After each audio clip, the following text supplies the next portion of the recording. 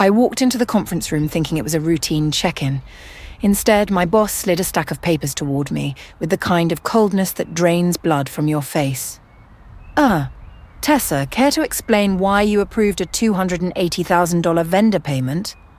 I blinked at the signature at the bottom. My signature. Perfect loops. Perfect pressure. Perfect fraud. And standing behind him, arms folded and lips curved into the smallest, satisfied smile, was Holly Pierce, my supervisor, the woman who'd been trying to bury me for a year. Her forgery was perfect, until I showed up. I never signed this, I said quietly. My voice was steady, but my hands weren't. The signature matches yours, my boss said. We've compared it to your employee records. Holly's smile widened just a fraction. She thought she'd won. Tessa, you're suspended pending investigation. The room fell silent. I took a breath and looked directly at Holly. She didn't blink, but I saw something flicker behind her eyes. Fear. Because she knew what I knew. She'd made one mistake. And I was about to prove it. My name is Tessa Ward, and I look calm on the outside, but inside I was screaming. I'm 32 years old. I've worked at Westfield Financial for 6 years. I started as a junior analyst and climbed my way up through late nights, extra projects, and genuine care for my work. I never wanted to outshine anyone. I just wanted to do good work and go home feeling proud. But somewhere along the way, my success became inconvenient for someone who thought she deserved my spot more than I did. Holly Pierce. She was my supervisor, technically my mentor, but mentors don't sabotage their students. They don't forge signatures. They don't embezzle money and frame innocent people. This is the story of how I watched my entire career crumble in 60 seconds because someone decided I was a threat. But it's also the story of how I rebuilt it. How I outsmarted someone who thought she was untouchable. See, how I proved that patience and intelligence are stronger than lies and manipulation. Let me take you back to where it all started. 6 years earlier, my job felt like home. I loved the people I worked with. I loved the challenges. I loved feeling like I was building something meaningful. Holly wasn't my supervisor back then. She was just another senior analyst like me. We were friendly. We'd grab coffee sometimes. She'd complain about her workload, and I'd listen. Then the company promoted me to project lead. Holly had recommended her best friend Madison for the position. Madison had seniority. She'd been there longer. But I'd delivered better results on our last 3 projects, and management noticed. The shift was immediate. Holly stopped greeting me in the mornings. She corrected me in meetings over tiny details that didn't matter. She nitpicked my reports with comments that felt personal, not professional. I was naive. I thought it would blow over. I thought if I just kept my head down and did good work, things would smooth out. But Holly wasn't irritated. She was threatened. And threatened people don't calm down. They escalate. The first real strike came 3 months after my promotion. We were reviewing contracts for a new client. Holly was supposed to send me the updated file with their latest terms.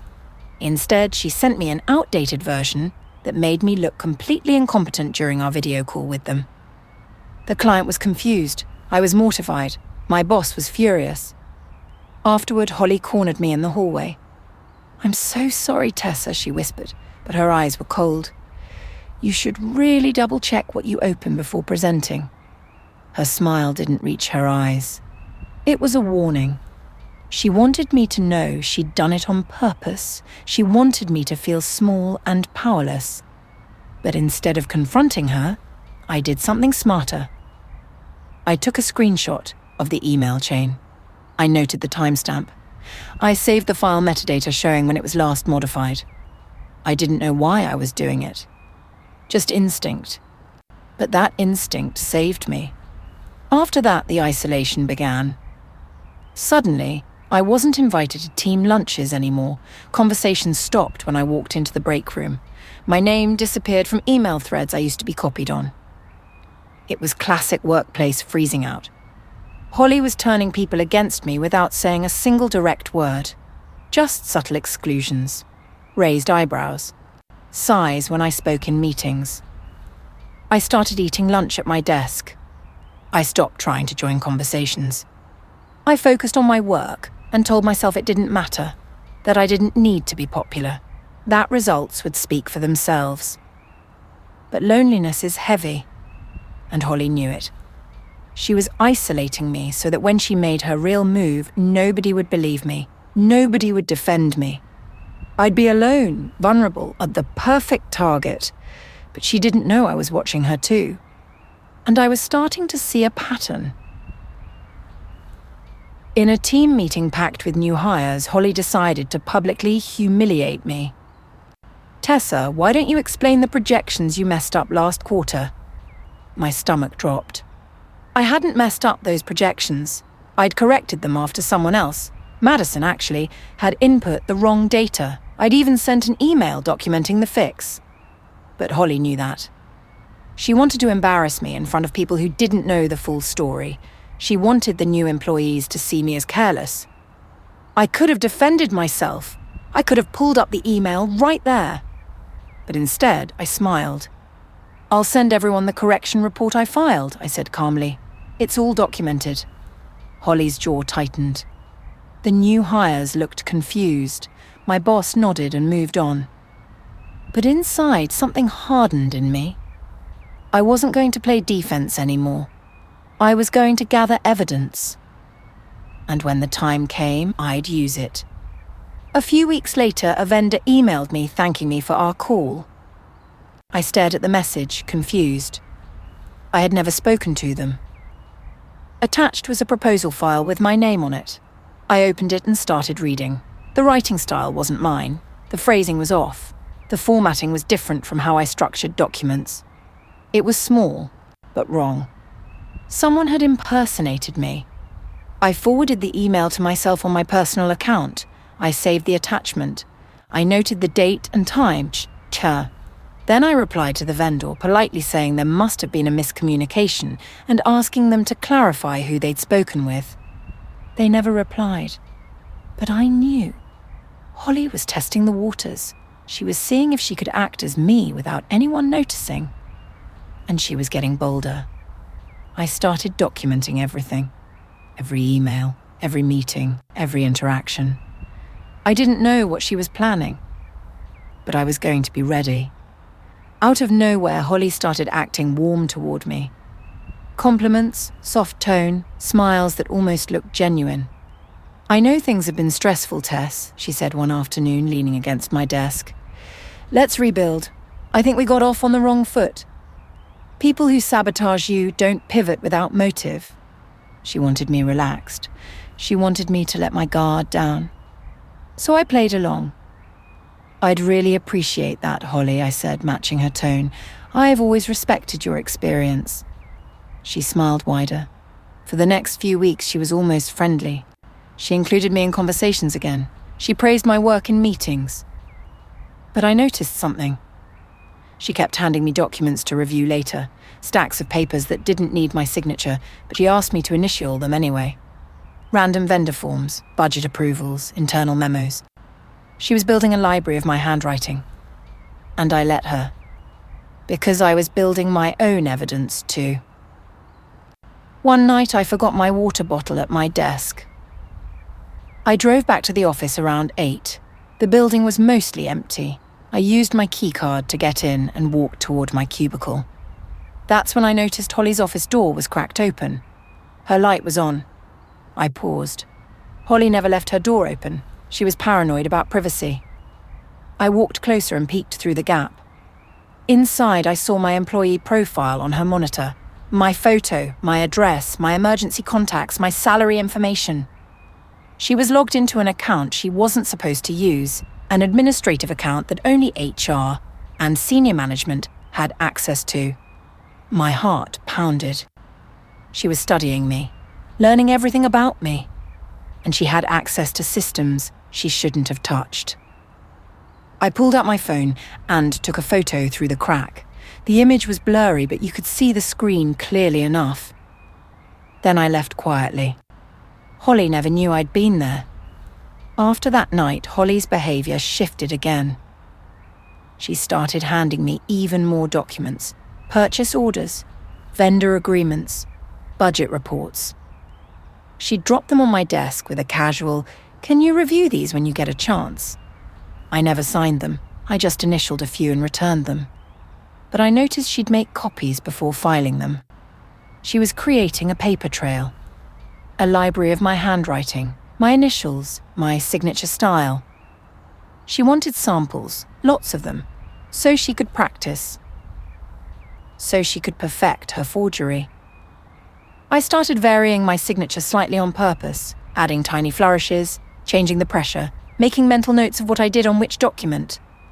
If she was going to forge me, I wanted to be able to prove it.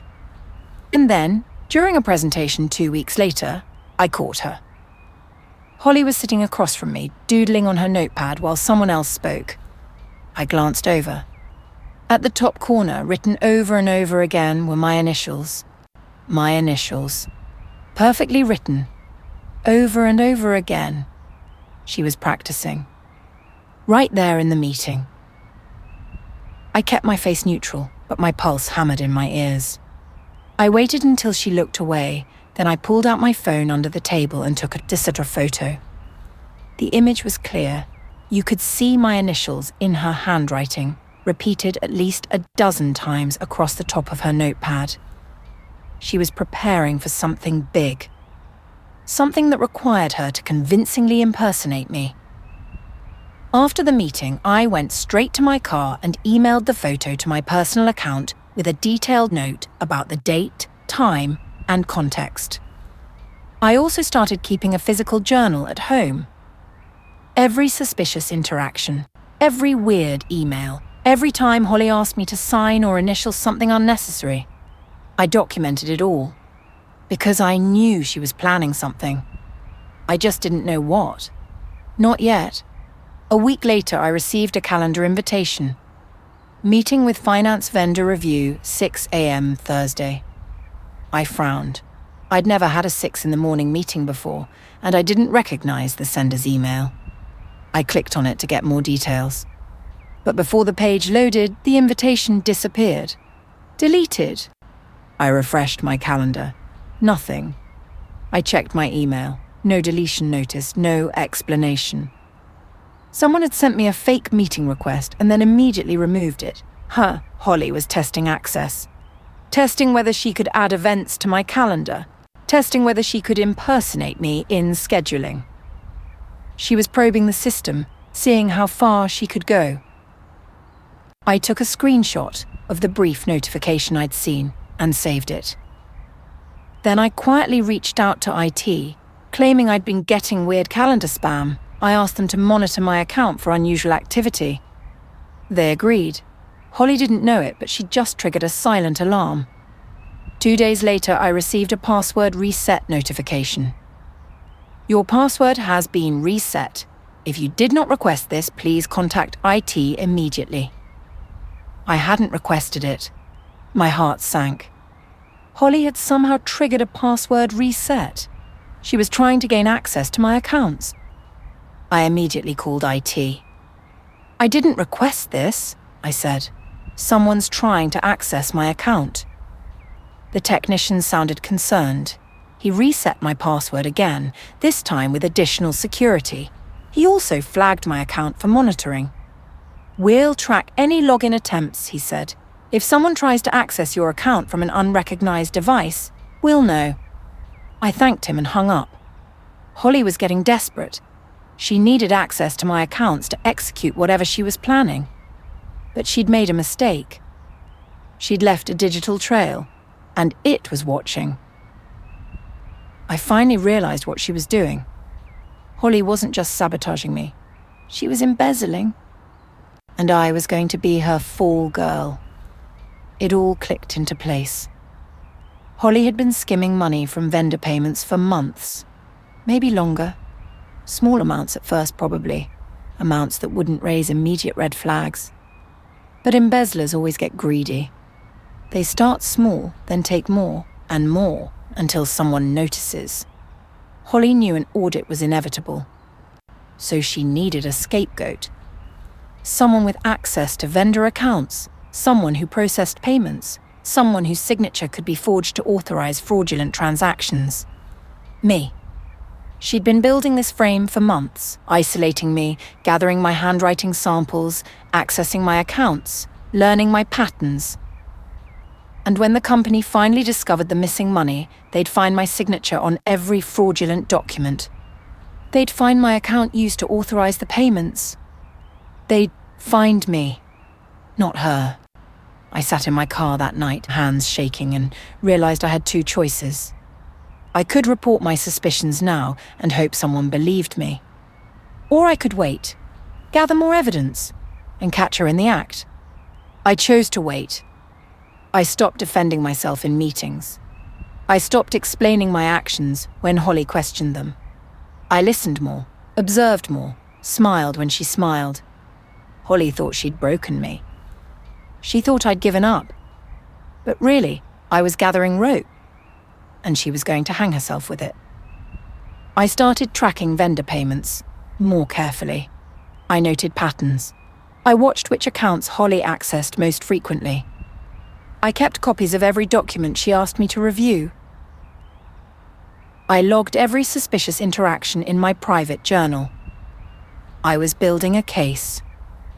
Quietly, carefully, methodically. And then I found it. A new vendor account appeared in the system, North Point Consulting.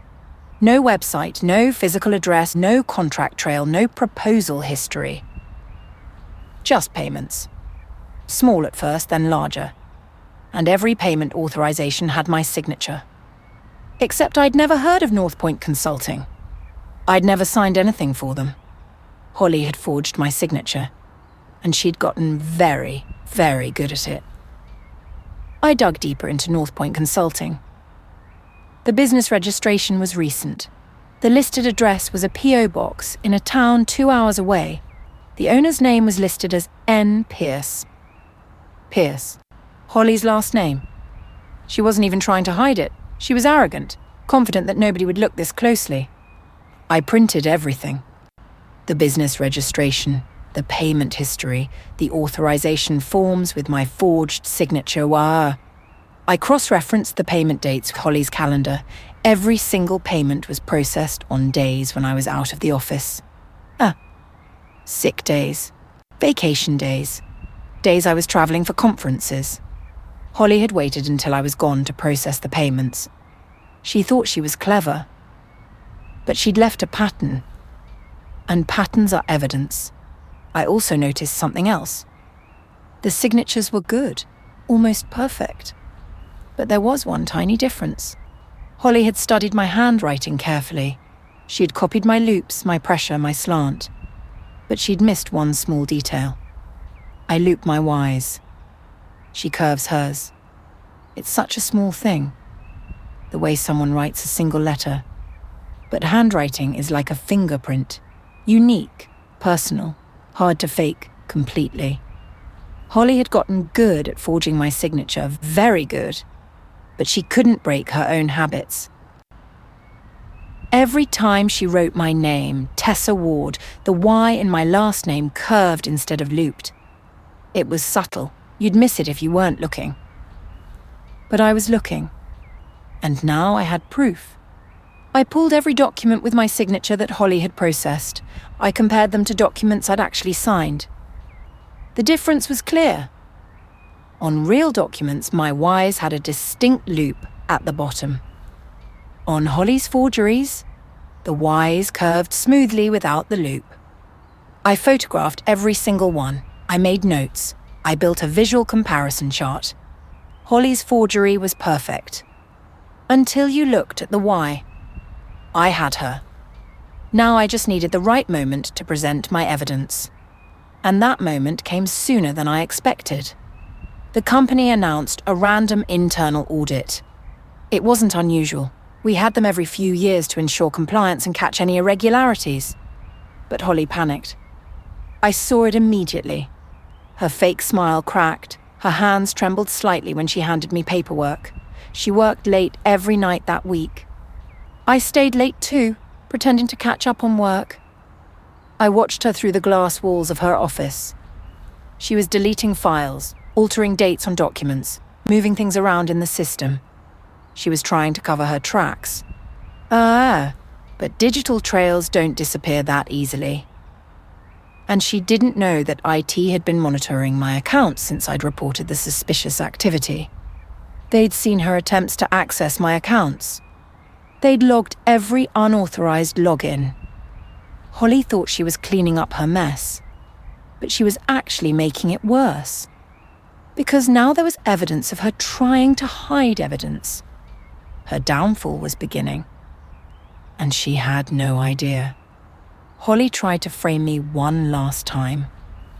The day before the audit meeting, she submitted a report to senior management showing that I had approved 6 high-value payments to questionable vendors. She attached copies of authorization forms with my signature. She wrote a detailed memo explaining her concerns about my judgment and suggesting I be removed from vendor approval processes. She planned to present it during the audit meeting while I was suspended. She thought she'd neutralized me. She thought I'd be sitting at home, powerless while she painted me as a thief. But she didn't know I'd been building my own case. She didn't know I had screenshots, photographs, handwriting comparisons, and a timeline that proved everything. She didn't know it had been monitoring my account and had caught her accessing it without authorization.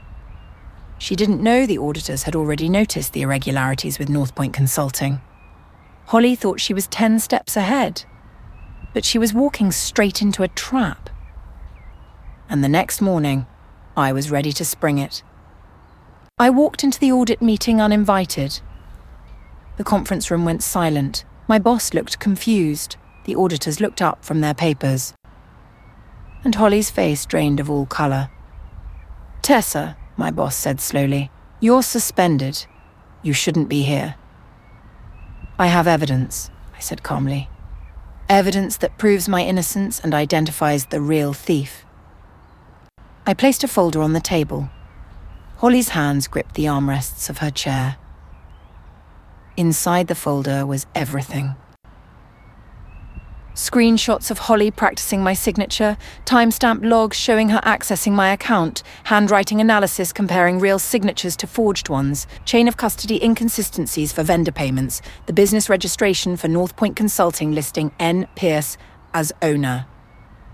Everything. "I've been documenting Holly's behaviour for 8 months, I said.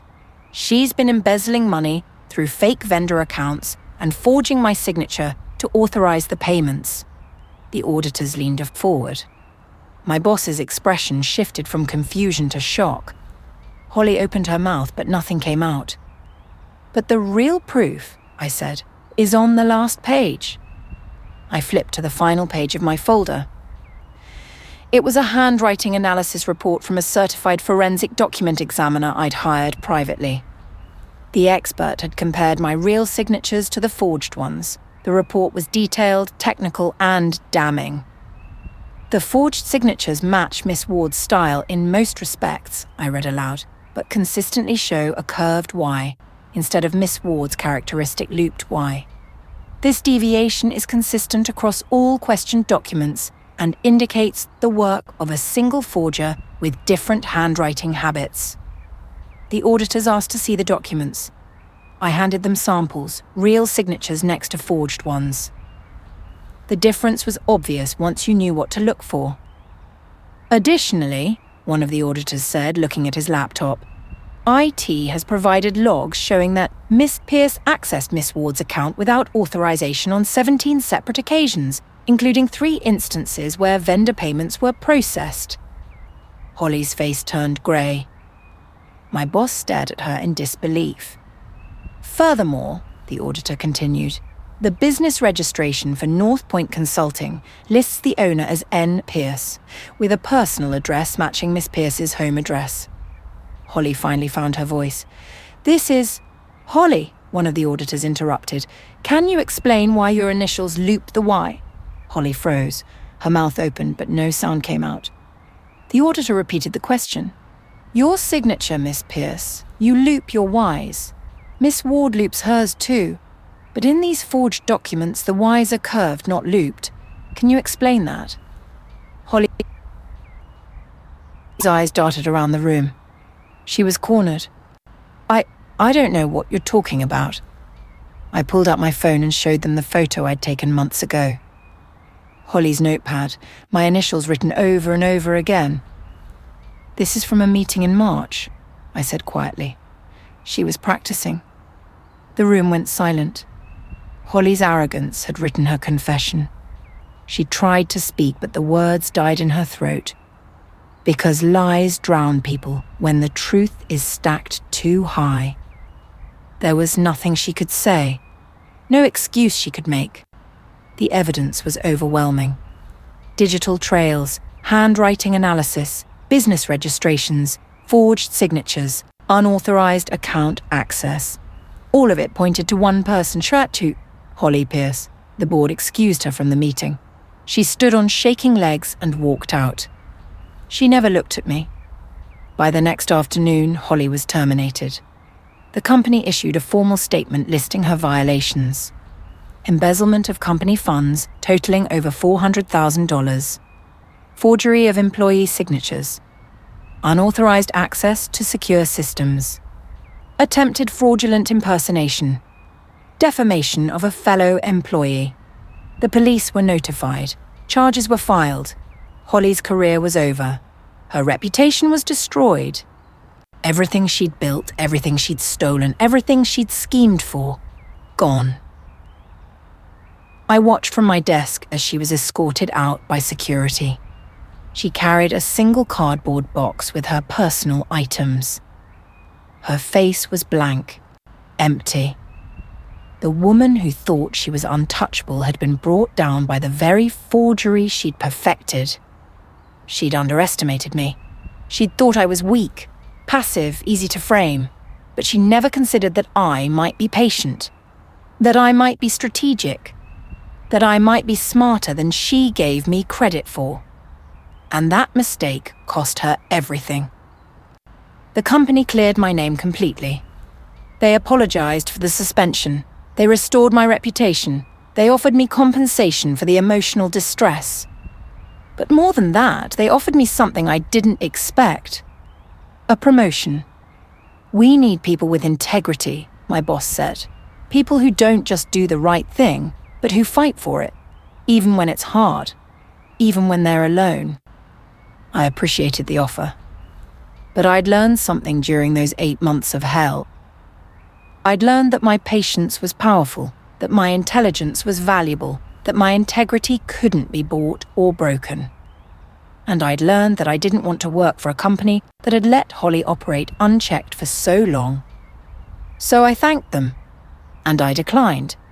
Instead, I accepted a leadership role at a competitor, a company that had heard about what happened and specifically recruited me. They wanted someone who wouldn't just follow rules, but who would stand up when something was wrong. Someone who had proven they could handle pressure without breaking. Someone like me. I walked out of Westfield Financial for the last time with my head high. No cardboard box, no shame, no regrets. Just pride. Pride in how I'd handled everything. Pride in staying true to myself even when it would have been easier to give up. I didn't become cruel to win. I didn't stoop to Holly's level. I didn't cheat or lie or manipulate. I just gathered the truth, and I presented it at exactly the right time. My revenge wasn't destroying Holly. She destroyed herself. My revenge was proving that her forgery, her schemes, her manipulation was never stronger than my patience, my intelligence, and my self-worth. Some people think revenge is loud. They think it's about screaming and confrontation and dramatic showdowns. But the most powerful kind of revenge is silent. It's methodical. It's strategic. It's delivered by the truth at exactly the right time by someone who refused to break. Holly's forgery was perfect. Until I showed up. And showed everyone exactly what she'd done. That's real power. That's real strength. That's real victory.